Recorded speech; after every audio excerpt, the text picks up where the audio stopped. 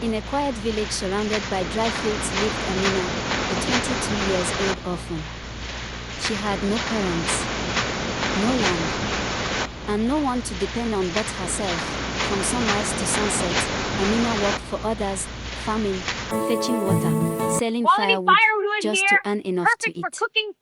Every evening, she stood by the roadside, watching buses pass towards the town, carrying dreams she long chased. There must be more to life than this. One morning, Amina packed her few belongings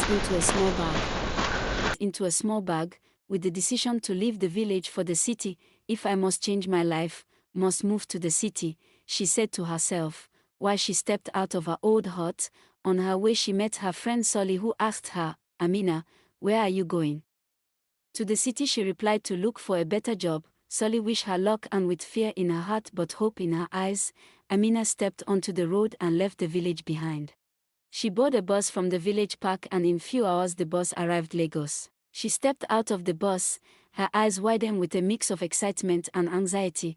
Her heart beat faster, fueled by the uncertainty of what's to come. She's left behind the familiarity of her small village, chasing a dream of a better life in the big city. She takes a deep breath, adjusting her hijab, and scans the crowded streets. The sounds of honking horns, chatter, and vendors calling out their wares overwhelm her senses. She's both thrilled and intimidated by the city's energy. A hint of fear creeps in. Will she find a job? Where will she live? Can she make it on her own? But amidst the uncertainty, a spark of determination ignites. She's here to make a life, to carve her path. While Amina was scanning through the street, she said a silent prayer, asking God to make a way for her. Then her eyes catch a signpost with a write-up on it: "House help needed." It felt like a prayer answered. Amina quickly rushed to the gate. She was interviewed by the owner of the building. Then came the good news she has been longing to hear. "You got the job," the woman said. Amina was so excited. At least she now has a place to stay. The town was so harsh. Amina worked as a house help for a woman who loved her, gave her new clothes. She cleaned and washed. She was noticed by a lot of neighbors, who always cheered her up by telling her, "Well done, dear," because she's always waking up before dawn and sleeping late at nights. One day, her employer gave her some clothes to take to her tailor shop. There, Amina met Madam Soma, a kind tailor. Madam Soma said, "You work hard, child. Would you like to learn tailoring?" That question changed Amina's life.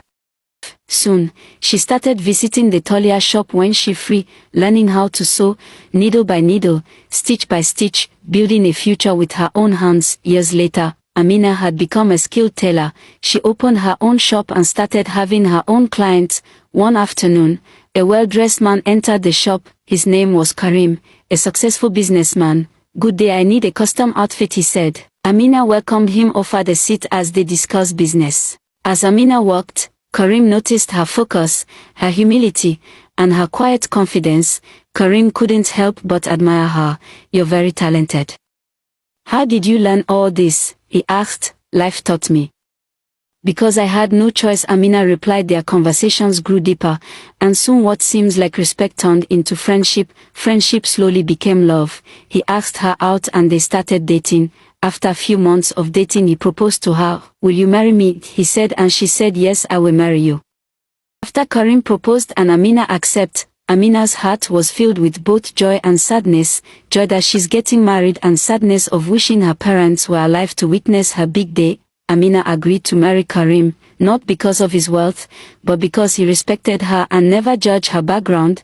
They got married in church, and after the wedding they packed their gifts in the car and drove home. Amina moved into her husband's mansion with him. Finally, her dreams are coming to reality. With the help of her husband, Amina expanded her shop to a bigger one. Months later, Amina got pregnant and gave birth to a set of twins, a boy and a girl. Her joy knew no bounds. Finally, she now has a complete family, a husband, and her two lovely kids.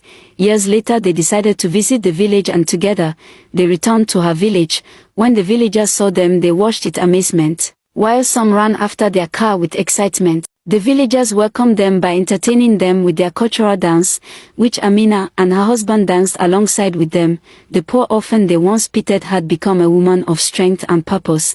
Amina helped build a small school and hospital for the villagers, and supported struggling children. Amina said to the children, your beginning does not determine your end. The story of Amina became the story of hope and courage which old women tell their children in every gathering.